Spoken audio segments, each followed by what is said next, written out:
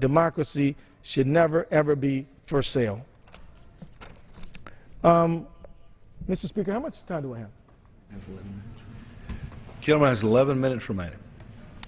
With these last 11 minutes, I would like to take just a few minutes to talk about this college loan issue. I've talked about it a little bit already. I would like to elaborate. College loan rates will double if Congress doesn't act by July 1. I've made that point. I make it again. This week, President Obama called on Congress to act. Remarkably, as I said several times tonight, Republicans in Congress are threatening to just allow the doubling of student loan interest rates.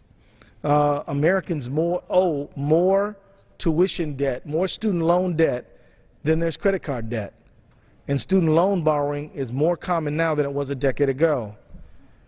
This is because states are sending less money to public universities, so public universities have to make up the money by increasing tuition, and that means students having to borrow more money.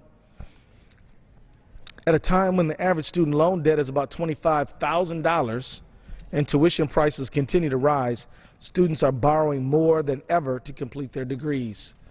7 million undergraduates would be affected.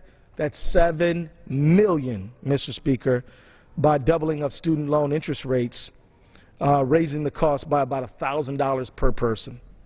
Our nation's student loan debt burden is massive and now exceeds $1 trillion.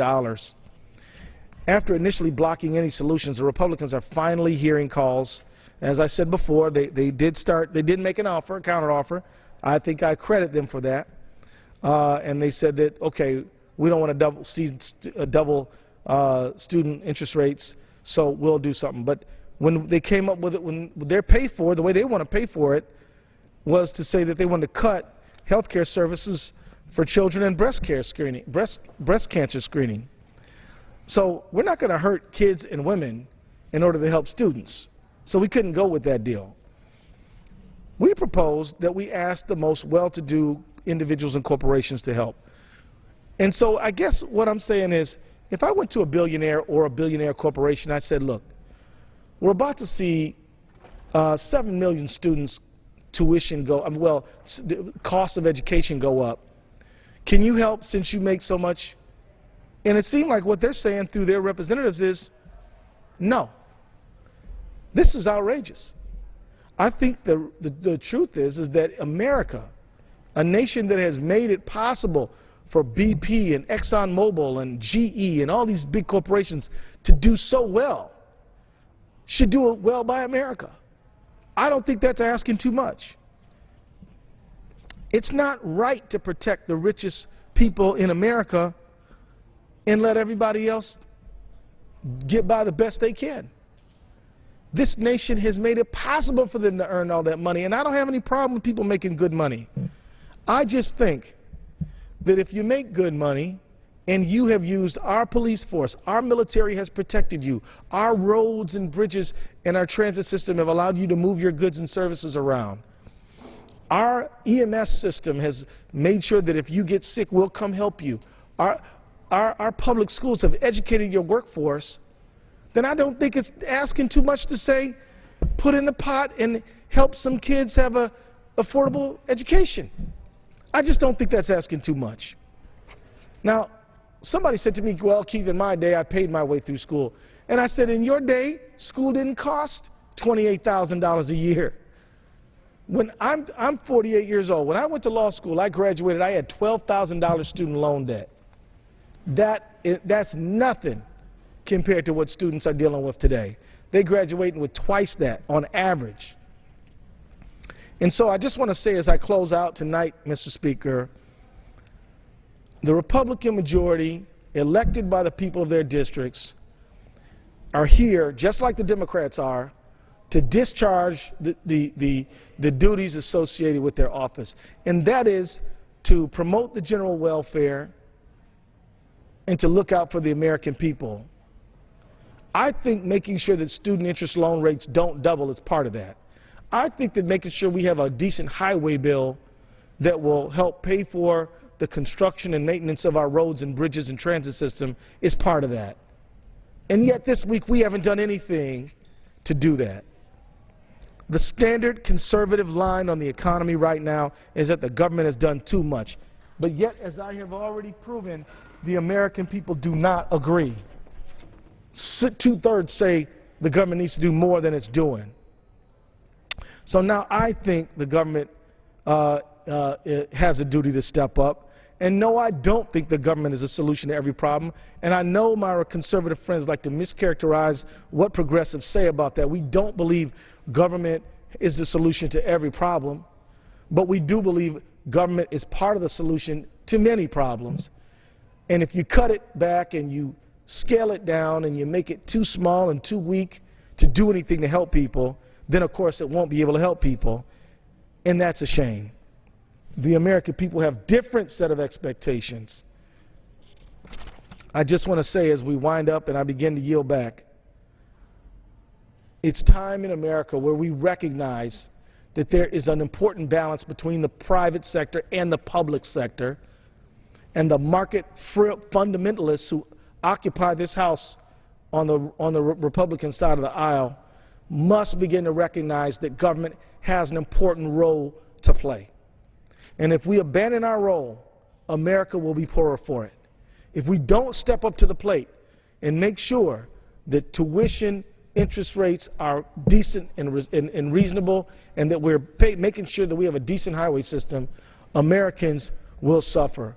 And we cannot allow that to happen in the richest, most powerful nation in the history of the world. And with that, I yield back. Gentleman yields back. Under the Speaker's announced policy of January the 5th, 2011, the gentleman from Georgia, Mr. Woodall, is recognized for 60 minutes as the designee for the Majority Leader.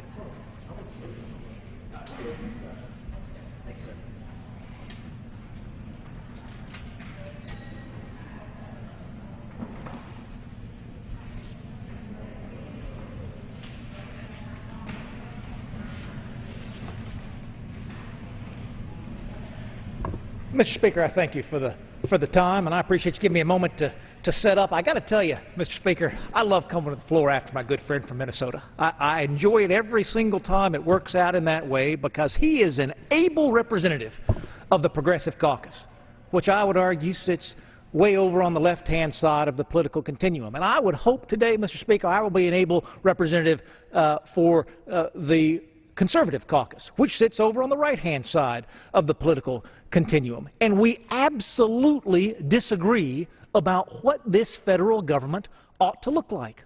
And I want to talk primarily about the President's health care bill today and the Supreme Court, that's a decision that's coming down next week. But I want to start with where the gentleman from Minnesota ended, Mr. Speaker. And that is to say that conservatives believe that government is not the solution to every problem. That's certainly true. It's absolutely true. But more importantly, there are different levels of government in this country, and we seem to forget that. Something happens, and my colleagues know this. You know, Mr. Speaker, you and I were part of the largest freshman class in modern times, and 99 of us came to this institution together and said it's not about how it has been run, but it's about how it can be run, and we can do better. But something happens to people when they drive across the Beltway. That's our little interstate that goes around Washington, D.C. When they come inside the Beltway, something happens to them, and they suddenly think they're the smartest person in the room. They suddenly think that if only all Americans would live their life the way they want other Americans to live their life, then everyone would be happier. And that's just not true. I don't care how well-meaning anyone in this institution is, Mr. Speaker, there is not a man or a woman here that knows more about how my family should pursue happiness than my family does. There is no member here from outside the state of Georgia who knows better about how Georgians should pursue happiness than those of us in Georgia do. And I would say, as my friend from Minnesota finished talking about the student loan program, you may not know, Mr. Speaker, I know you all have a proud tradition of education in your home state and some very fine institutions of higher learning there. In Georgia, we have what's called the Hope Scholarship. And for years and years, it allowed every single college student college-bound student from the great state of Georgia, college graduates, B averages and above, every single one to go to state schools in Georgia for free. You know how much federal money we used for that program, Mr. Speaker? Zero. Zero. Time and time again, my colleagues come to the floor of this House and they talk about what we need to do in Washington to help college students across America. Let me tell you something. You all came from your own state back home that has the power today to do those things. It does not have to happen in Washington. It can happen back home. It can happen at the city level. It can happen at the county commission level. It can happen at the state legislature level. Dadgummit, Mr. Speaker, it can happen at the family level. All of these decisions that we talk about in Washington, D.C. And that takes us right into the health care bill, Mr. Speaker, because here's the secret. And I don't know if everybody in the House, Mr. Speaker, knows the secret, and that is that as patently unconstitutional as the President's health care bill is, had the state of Georgia passed it for Georgians, it would have been perfectly fine. Hear that. There are different powers that the United States Constitution allows state governments to exercise than allow the federal government to exercise. The states have the power to mandate behavior. We see it regularly. We see requirements for what must be included in insurance policies, for who has insurance policies, that regulation of the individual market, but not the federal government. So I want my friends in the Progressive Caucus to hear me clearly. I'm not anti-government. I want each role the government plays, I want it to play it as well as it possibly can. I want every government dollar to be spent as efficiently as it possibly can. I want every government mandate to be as limited and efficacious as it can possibly be. With that, Mr. Speaker, I take you back to President Bill Clinton, August 21st, 1996. Why is that important, Mr. Speaker? You and I weren't even thinking about being in Congress in 1996. Why in the world is that important? It's important because it was August 21st, 1996, when President Bill Clinton signed into law federal health care reform that passed this United States House, led by Speaker Newt Gingrich, Republican from the great state of Georgia. 1996. Folks talk like health care reform hasn't ever come down the pipe in this country, Mr. Speaker. 1996, the House and the Senate and the President, Republicans and Democrats, all came together to pass health care reform. Let me tell you what they passed in 1996. Here we go. From President Clinton's signing statement. This act will ensure the portability of health benefits when workers change or lose their jobs, and it will protect workers against discrimination by health plans based on their health status. Mr. Speaker, does that sound familiar? Does it sound like the very same words that would have come from one of President Obama's speeches when he was pushing his health care bill? Why is that? Why is President Clinton speaking these same words 15 years ago, and yet there are still health care solutions that Americans are searching for? I'll tell you why. Because in 1996, with Republican Speaker Newt Gingrich, with Democratic President Bill Clinton, folks came together and they solved health care problems for every single health care plan that the federal government had the right to regulate. Hear that. Every single plan that the federal government had the right to regulate. In the state of Georgia, we have an office. It's a constitutional office. It's in the Georgia Constitution. It's called Commissioner of Insurance. We all vote on it. It's a statewide elected office. We vote on it every 4 years. That individual has the right to control state-originated insurance policies, primarily the individual market, some of the small business market. There are those policies that are regulated by the states, and every single state can solve that problem. Then there are those policies regulated by the federal government that only the federal government can solve that problem. That's what we did. Mr. Speaker, in 1996, Republicans and Democrats came together, and that's what we did. Hear the words of President Bill Clinton. This legislation will set into motion several key reforms. First, it will eliminate the possibility that individuals can be denied coverage because they have a pre-existing medical condition. Did you know that? Do you hear that, Mr. Speaker? Because I read it in newspapers all the time as if this is the first time we've ever talked about pre-existing conditions. No, August 21st, 1996, President Bill Clinton signing into law. It will eliminate the possibility that individuals can be denied coverage because they have a pre-existing medical condition. That's true. It's the law of the land today. It was the law of the land yesterday. It was the law of the land 10 years ago for every single insurance policy legitimately regulated by the federal government. Bill Clinton goes on.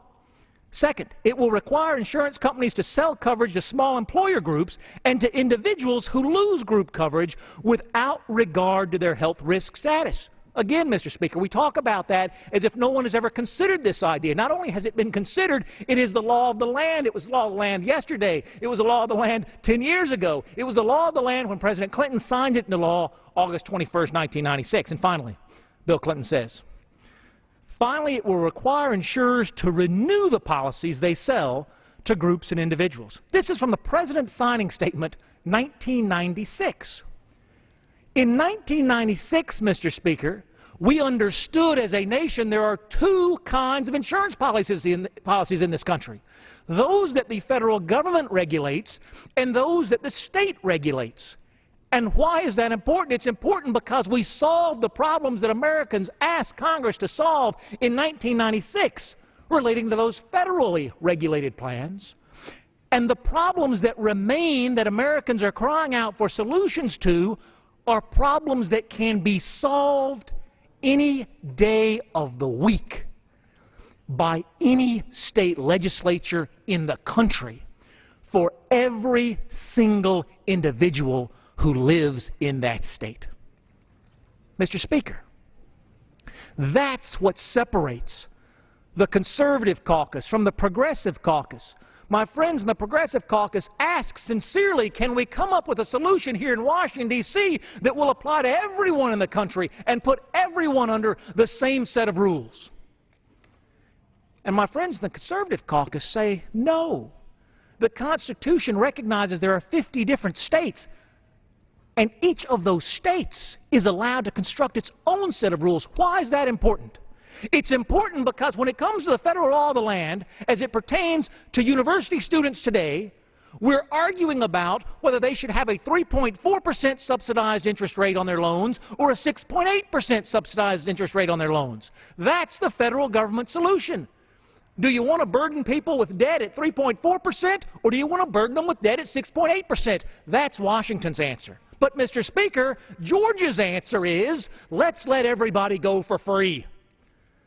Let's find the money elsewhere. Let's make sure everybody who wants to go to college has a pathway to college. Mr. Speaker, when the Congress nationalizes any section of the law, they kill the innovative spirit of every single state out there. That's why in 1996 we didn't re-regulate the entire market. The Constitution did not give us that authority. We re-regulated the federal side of the market and allowed states to continue to innovate and find their own solutions in their areas. Unless you think I'm making this up, Mr. Speaker, I brought a little bit of the Constitution down here with me today. Here we go. Article 1, Section 8, Clause 3 of the United States Constitution. The Congress shall have the power to regulate commerce with foreign nations and among the several states and with the Indian tribes. You know that phrase, Mr. Speaker. It's thrown around cavalierly all the time. It's the Commerce Clause. The Congress shall have the power to regulate commerce with foreign nations and among the several states and with the Indian tribes. Absolutely. Unquestionably. What's more, the 10th Amendment of the United States Constitution, powers not delegated to the United States by the Constitution nor prohibited by it to the states, are reserved to the states respectively or to the people. Mr. Speaker, this is important. And if you hadn't gone back and you hadn't looked at your history books recently, I would encourage my colleagues to go back and do that, because the only reason the Constitution was ratified in this country was because of the promise that the Bill of Rights would be ratified right behind it. Know that. And if you dispute that, Mr. Speaker, you've got my email address. It's woodall@mail.house.gov. My web address is woodall.house.gov. Let me know where you think I'm wrong, because I've gone through it over and over and over again. The United States Constitution would not have been ratified by the states without the addition, the commitment, that the Bill of Rights would be ratified right behind it. That's where the 10th Amendment comes from. That's where the 10th Amendment comes from. No one was worried about state governments getting out of control in 1787. They were worried about a tyrannical federal government in 1787. And I would say rightly so. That was their experience in Europe. And candidly, that's becoming our experience today, and I want to talk a little bit about that. 10th Amendment of the Constitution. Powers not delegated to the United States by the Constitution, nor prohibited by it to the states, are reserved to the states respectively or to the people. That brings us, Mr. Speaker, right into this health care case. Right into this health care case. And I want to take you, Mr. Speaker, back to the origins of this legal decision. You know, it came out of Florida. It's called the Vinson decision because Judge Vinson was the lead judge, the chief judge down in the Florida case that led to this case coming to the Supreme Court. But there was a dissenting opinion. It was a 2-to-1 decision there in Florida, and the dissenting opinion came from Judge Stanley Marcus. And this is what he said. Because the 10th Amendment reserves only those powers not already delegated to the federal government, the 10th Amendment has been violated only if the federal law at issue goes beyond the limits of Congress's power under the Commerce Clause. Now, we just looked at the Commerce Clause. Congress has the ability to regulate commerce with foreign nations and among the states. The dissenting judge says that the key issue is, does the President's health care bill go beyond the limits of Congress's power under the Commerce Clause? And he goes on. This is from Judge Vinson, the chief judge on that case, writing for the majority. He says this: the existing problems in our national health care system are recognized by everyone in this case. There's widespread sentiment for positive improvements. This is obviously a very difficult task. Regardless of how laudable its attempts may have been to accomplish these goals in passing the Act, Congress must operate within the bounds established by the Constitution. Again, this case is not about whether the Act is wise or unwise. It is about the constitutional role of the federal government. That's exactly what my colleague from Minnesota was talking about earlier. Golly, there are a lot of levers of power that I found out as a freshman when I showed up here, Mr. Speaker. You know what I'm talking about.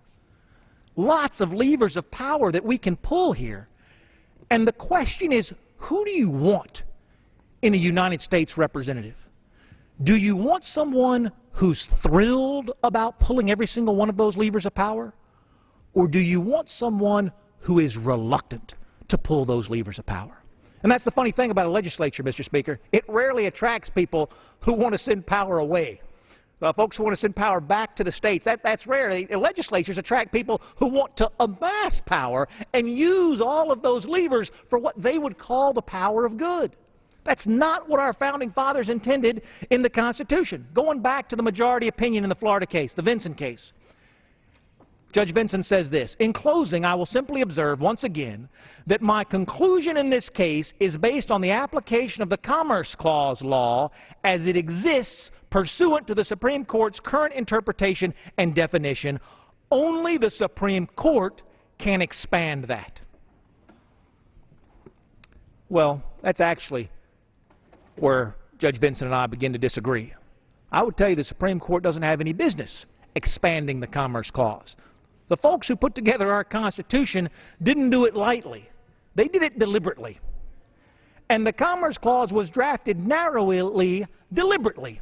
And the 10th Amendment was drafted broadly, deliberately. And the danger that we face as a nation is that there are well-meaning men and women in this chamber who absolutely believe they have the answer to every problem that plagues every single American.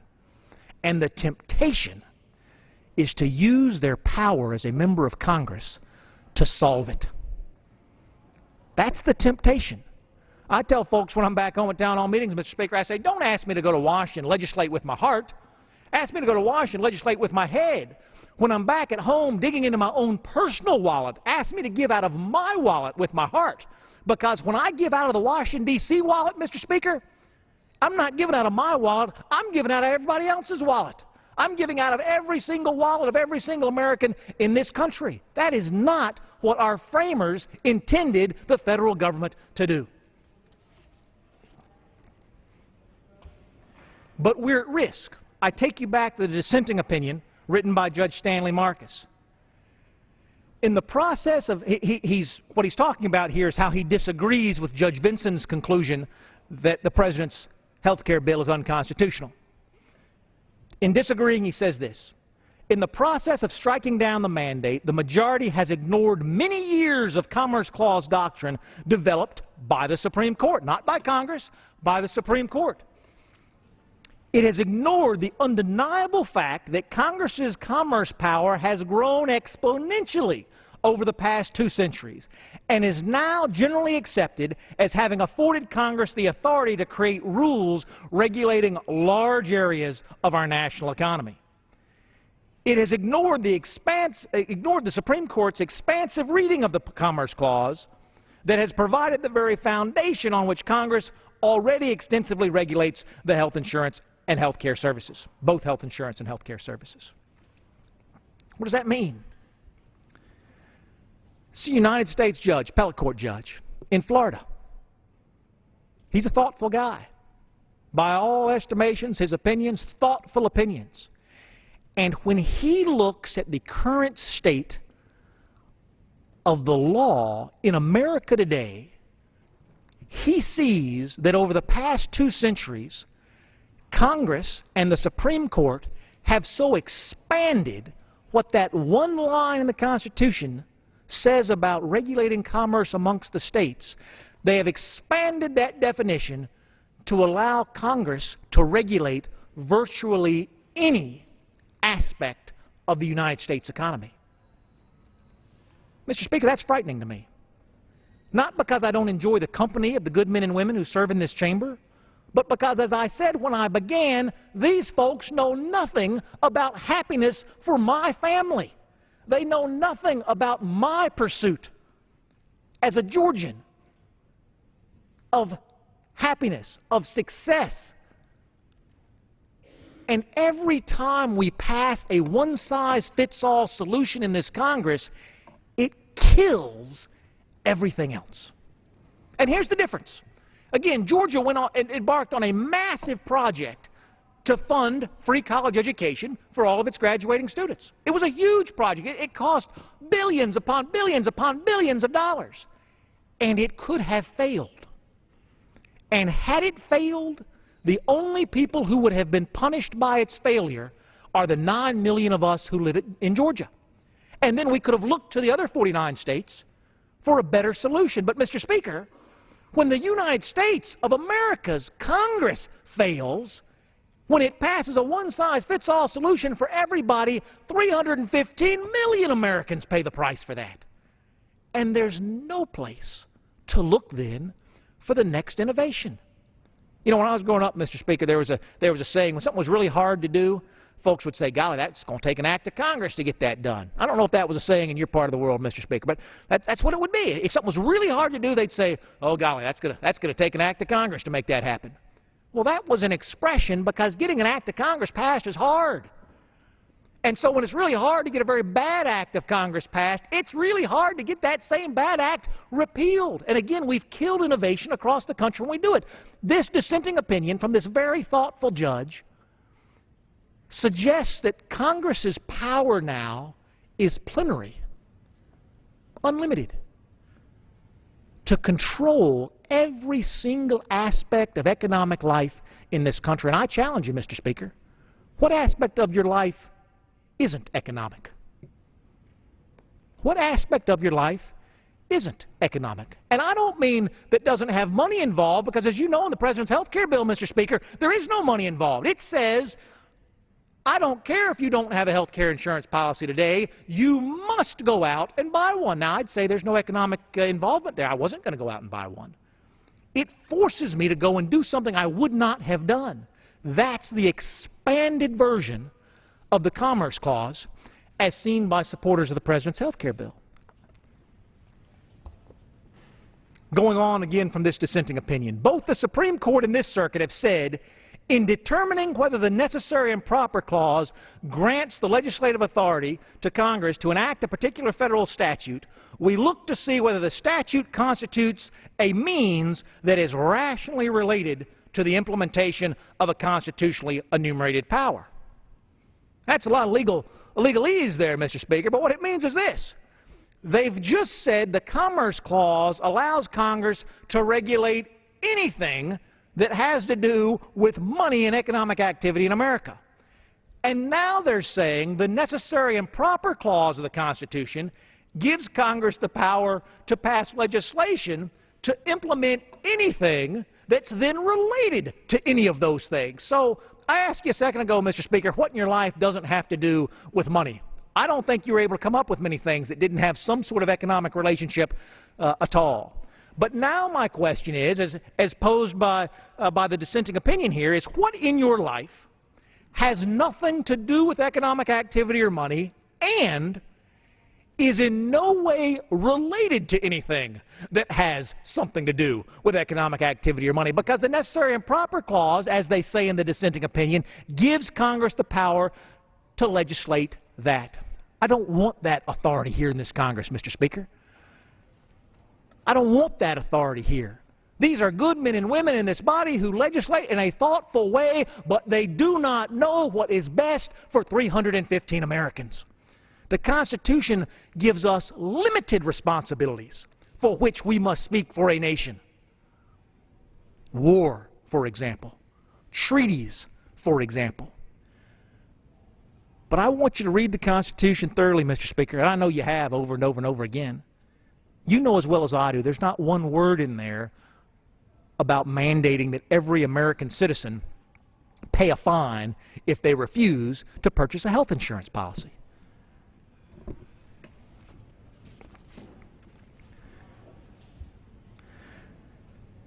I want to talk about those laws of unintended consequences a little further, Mr. Speaker, because as I said, I'm not anti-government. Government has a role. In fact, that's where we are in America every single day, Mr. Speaker. We're on that continuum between liberty and security. Liberty and security. You can't have both at the same time. We're always moving up and down that continuum. If you go out here on the interstate, Mr. Speaker, you can't drive 150 miles an hour. Well, you can, but you'll be punished. Why can't you do that? It's a free country. I hear people say that all the time. Dadgummit, Rob, it's a free country. Well, it is a free country. But we have decided to trade away, through government, our liberty of driving 150 miles an hour for the security of knowing that our children and grandchildren aren't going to die every time they get on the road. That's where we are. Every single decision of government bridges that continuum between complete liberty and complete security. Kentucky, in 1993, began to try to provide for its citizens security in the health care field. Again, I told you in 1996 the President signed into law that bill that regulates all federal policies, but it left to the states all of those policies that are state-regulated. Well, Kentucky tried to take some steps. They passed a health care law in 1994 that aimed to lower health care costs for all folks in Kentucky and to encourage uninsured individuals to purchase health insurance. There were some mandatory issue provisions. There were some rate regulation provisions. Well, this is what happened. They did the very best they could in the great state of Kentucky. But they had 43 insurance carriers in 1993, and after passing this law, they ran 41 of those out of the state. They had 43 choices that their citizens could choose from. Then they all got together and said, we want to help make it better for our citizens. And 41 of those companies said, we're not going to put up with it. This is no way to run a business. We're leaving. From 43 insurance companies to 2, this Kentucky health care law destroyed. Well, what do you think happened? All those voters who said they wanted changes to the health care law, they weren't all excited about the one that cost them 41 different choices. And so Kentucky repealed that law, started over from scratch, and they're now growing the number of insurance companies back in that system. That's awful for the men and women in Kentucky who had to struggle through that, but it didn't burden the other 49 states at the same time, and the men and women of Kentucky could then look to those reforms in the other 49 states to see how to improve on their health care model. It's the law of unintended consequences, Mr. Speaker. That's why it's bad to consolidate all of this authority here in the United States Congress. It's not that these men and women who work here aren't conscientious. It's not that they don't love their country. It's not that they don't love their constituents and they try to serve them well. It's that you cannot possibly predict every single outcome. I'll give you one, Mr. Speaker. You know, some of the President's health care law has already gone into effect. One of those provisions that's already gone into effect is mandatory issue of policies for children. But why? Because we all love children. There's not a man or woman in this chamber that doesn't love children, Mr. Speaker. And so the President in his health care bill said, well, let's make sure then that every insurance company must issue an insurance policy to every child who decides they want a policy. Well, you know, we've kind of gotten confused about what insurance is in this country. I mean, think about that, Mr. Speaker. Think about all the insurance policies you have in your life. Which one are you really excited about utilizing? Is it your life insurance policy, Mr. Speaker? You're really hoping that day comes when your maker takes you home and you can bring that life insurance policy to fruition? No. Is it your car insurance policy? You're really excited about getting in an accident this afternoon so you can call your insurance company and have them pay for it? That's going to be great. No. Maybe it's your homeowner's insurance policy, Mr. Speaker. Maybe you're hoping a fire breaks out there tonight so you can go home and call that homeowner's insurance company and collect on the full value of your policy. No. Insurance is for things you hope don't happen, but you want to be ready for them in case they do. Not so with health insurance.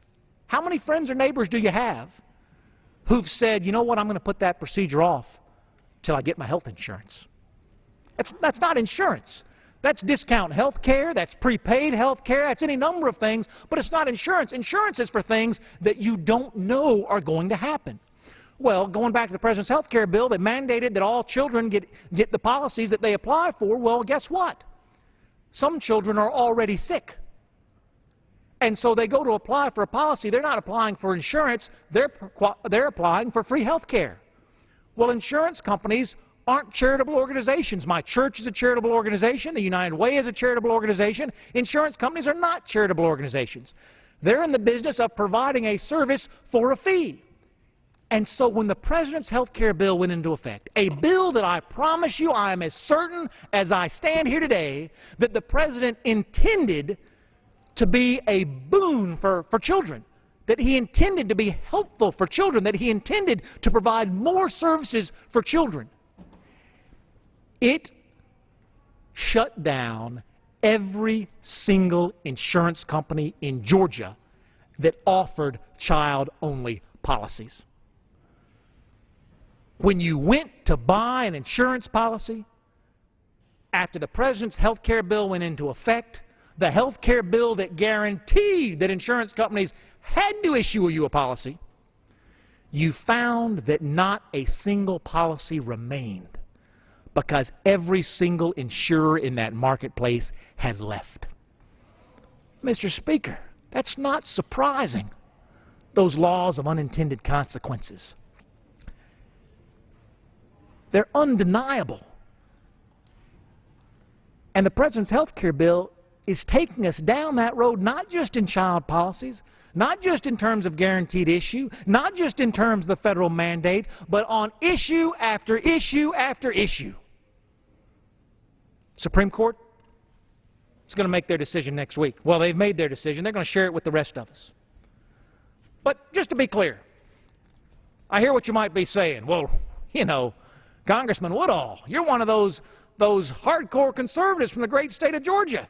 You just don't care about people. Because I hear that charge, not against me personally, but against conservatives in general. Drives me crazy. I will concede that there may be members on the other side of the aisle who care about people as much as I do.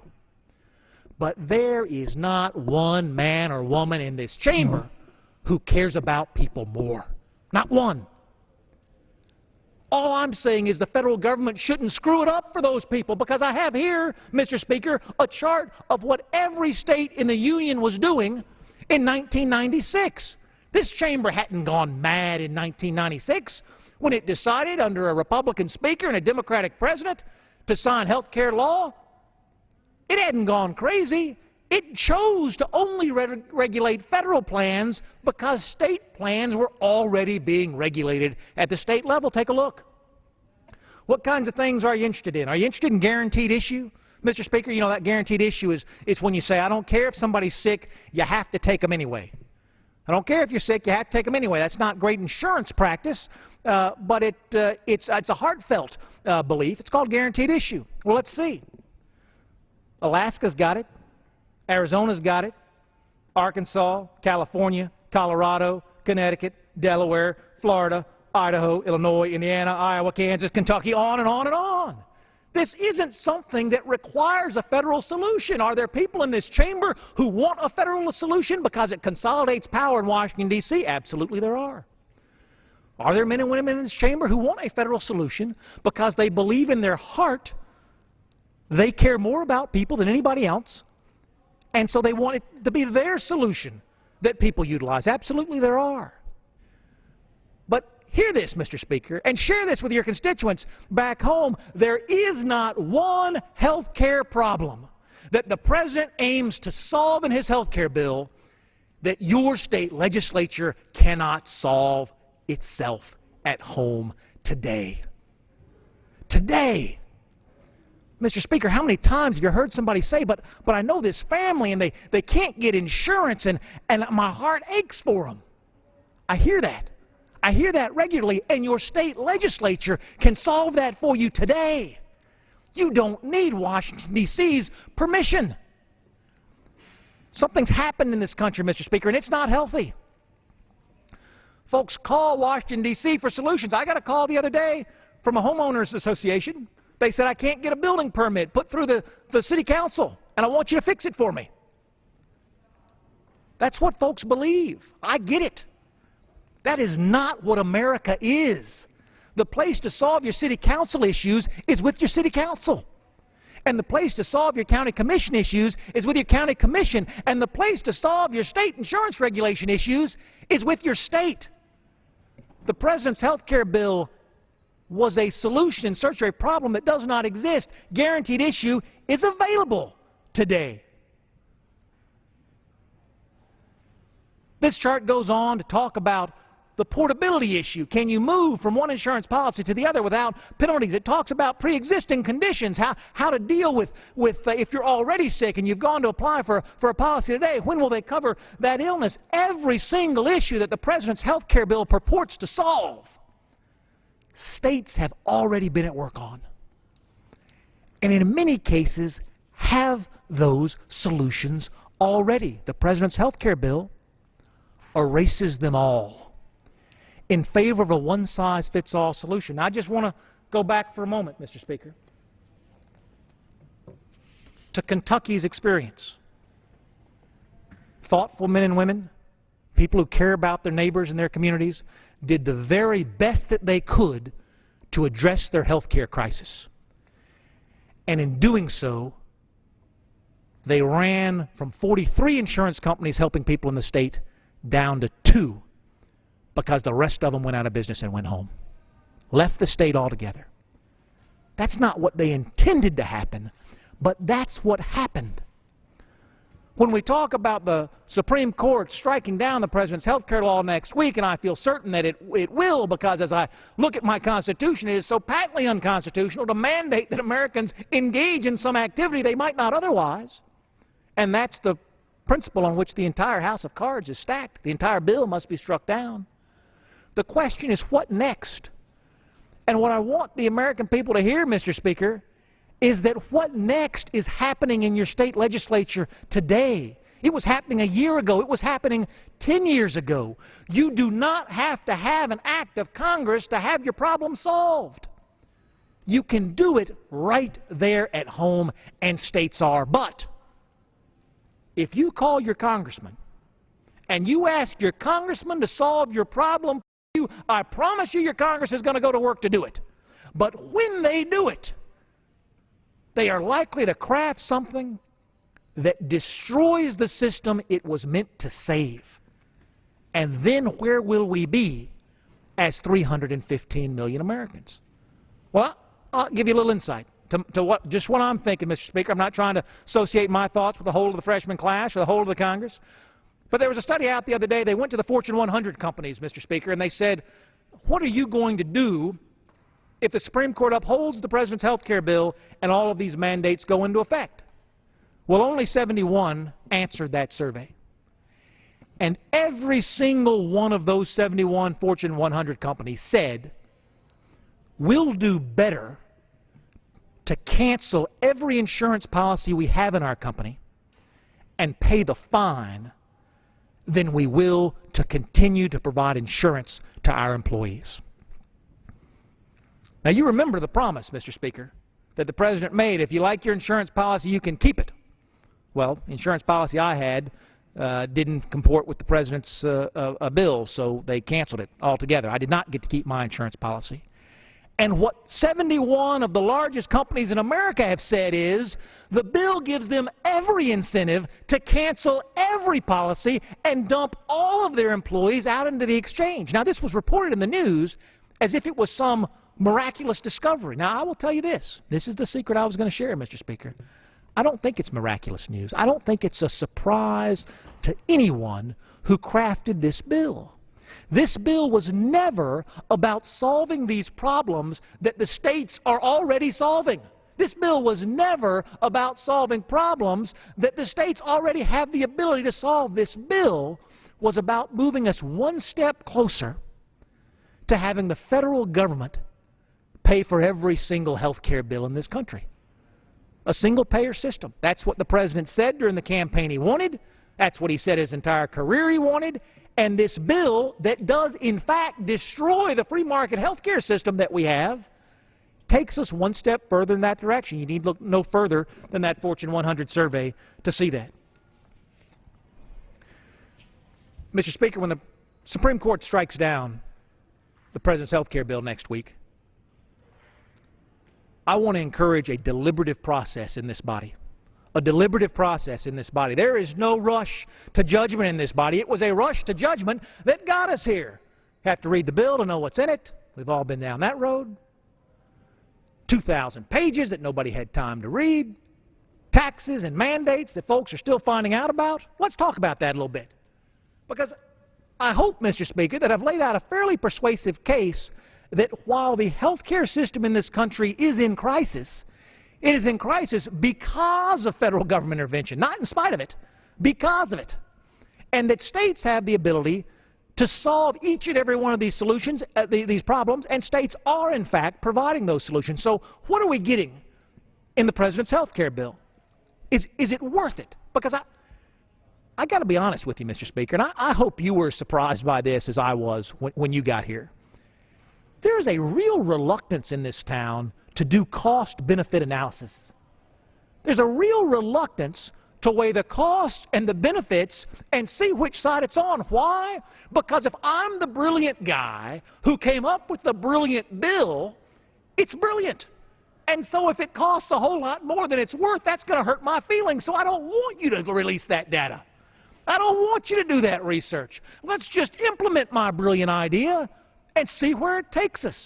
Nobody wants to do the cost-benefit analysis. Well, again, the President's health care bill, which solves absolutely nothing that states can't do on their own, and there's not going to be a single person in the President's administration who disagrees with me about that. They would prefer a federal solution, but they know full well the state can do those things on their own. This is what it's going to cost us. $15 billion in taxes last year. $30 billion this year. $45 billion next year, all the way up to $320 billion in new taxes in this health care bill. When the Supreme Court strikes it down next week, it's going to be a $320 billion tax cut for American families, because it's American families that are on the hook for these taxes in the President's health care bill. I'll go on. The President said this bill was going to take premiums down. for the American families. Now, Mr. Speaker, I did not graduate with an economics degree, but I have ordered a lot of sandwiches at Subway. And what I have found is, when I want to add guacamole to my Subway sandwich, they want to raise the price on me. And when I want extra cheese on my Subway sandwich at Subway, they want to raise the price on me. You cannot give the American people more benefits without there being a price somewhere. So yes, the President promised that this would bring down health care premiums. Here he is, his quote from June 9, 2008, "We'll bring down premiums by $2,500 for the typical family." That's this blue line, Mr. Speaker, that I have. The President's rhetoric, we're going to bring down health care costs $2,500 per family. Red line, here's the reality, Mr. Speaker. The reality is health care costs are going up. Premium costs are going up. Why? Because we've mandated that insurance companies do all these new things. Are you following universities, Mr. Speaker? There's all this heartbreak down here talking about how to deal with student loan issues. Student loans are important. But what about student health care, Mr. Speaker? Across the country, universities are looking at canceling policies that they can no longer afford. They could afford them before the President's health care bill, but they cannot afford them after. Why? Because the President's health care bill, with mandate after mandate after mandate, does not take insurance costs down. It takes insurance costs up. And the American people pay that price. It's all right here on this chart, Mr. Speaker. I mean, at its core, when I talk to folks back home, folks care about access. I need access to insurance. I don't have access. And they care about cost. I need access to health care services, but health care services are too expensive. That's what the whole health care debate was about. What can you do to help us with access? What can you do to help us with costs? Mr. Speaker, every state in the Union can provide you with access, and many of them have. And all of them will if their electorate demands it. Now, that's the funny thing about this health care bill, of course. The majority of the American people have always opposed it. There was never a time where the American people said, this is what we want. A majority of people have always opposed it. It was Washington, D.C. that said, well, you might not want it today, but once we implement it and force it upon you, you're going to be thrilled. You just don't know it yet. You're going to be happy. Folks aren't happy, still today. Cost and access is what took us down this road. We see that access is within the legislative purview of every state in the Union, and we see that costs have been driven up and not down. It's not a partisan issue, Mr. Speaker. You know, I'm from Georgia, so maybe I'm a little biased, Mr. Speaker. But I'll tell you, I think Newt Gingrich has a reputation in this country. I know the Democrats do a lot of fundraising by sending his name out as if he's a strident partisan. Well, maybe he is in other parts of the country. Not in Georgia, but maybe in other parts. It was Newt Gingrich and Bill Clinton that came together to re-regulate the entire federal health care marketplace, doing away with pre-existing conditions in a responsible and economically feasible way, requiring portability in an effective and economically feasible way, ensuring availability using tools that make insurance more affordable instead of less. Cost and access we came together on in 1996, long before my time, and implemented for every federally regulated policy in the land. What's left are those areas of state control. Mr. Speaker, I'm going to go back to the 10th Amendment because we don't spend enough time on the 10th Amendment around here.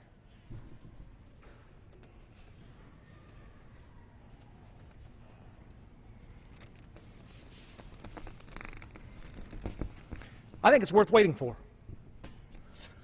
Powers not delegated to the United States by the Constitution, nor prohibited by it to the states, are reserved to the states, respectively, or to the people. That is at the heart of our republic. The Constitution lays out specific tasks that the federal government and the federal government alone must handle. And everything else, not some things else, not some things else, everything else. It's not confusing. The powers not delegated nor prohibited are reserved to the states or to the people. And as we see in that dissenting opinion in the Vinson case, the courts have gradually acceded year after year after year to Congress's demand for more power. And as Congress has continued to legislate, courts have continued to endorse it, and then Congress legislates more, and courts endorse it more, and Congress legislates more, and you turn around and the 10th Amendment now means nothing. What is that? Going back to that dissenting opinion, Mr. Speaker, the dissenting judge said Congress has so expanded the Commerce Clause, courts have so ruled on the Commerce Clause that there is no aspect of economic life that Congress cannot regulate. Then he went on to cite the Necessary and Proper Clause and said, and if there's no aspect that Congress cannot regulate, Congress can do anything that is reasonably associated, necessary and proper, to implementing that bill. Folks, I don't think that's the America that you and I know. But no one loses their freedom overnight. You lose your freedom one fiber at a time, and you wake up one day and you say, golly, where'd it go? It doesn't happen all at once. This has been time after time after time over decades. It's not a Republican problem. It's not a Democratic problem. It is an American problem. And next week, it's happening right across the street, Mr. Speaker.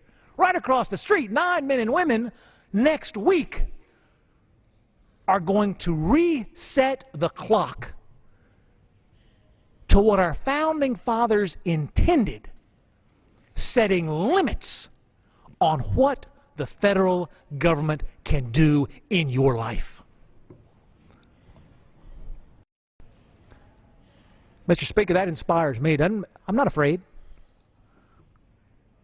I'm inspired by that opportunity to be master of my own destiny. But I say to folks who fear that, to any of my colleagues on the left who fear the diminution of federal power, there's a seat for you in your state legislature. If you have the urge deep in your heart to control every aspect of an individual's life, I suggest you go back home and run for your state legislature, because state powers are plenary. Federal powers are limited. And every single power not delegated in the Constitution to the United States, nor prohibited to the states themselves, are reserved to the states and the people. Mr. Speaker, that has always been the key to the success of this republic.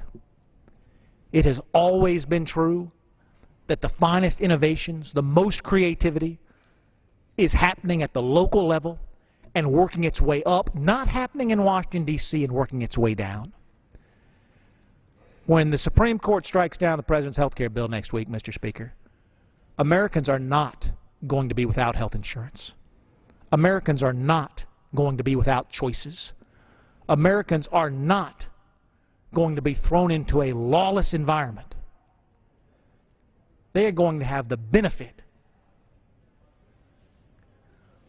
of lower prices in the absence of the President's health care bill, of more certainty in the absence of the President's health care bill, and the authority to solve every single problem that ails them, vested in that institution closest to home, closest to the people, state legislatures across this country. And if there's one thing I'm certain of, Mr. Speaker, I've had those occasions where I've doubted the wisdom of this Congress, but I have never had an occasion where I have doubted the wisdom of the American people, not one.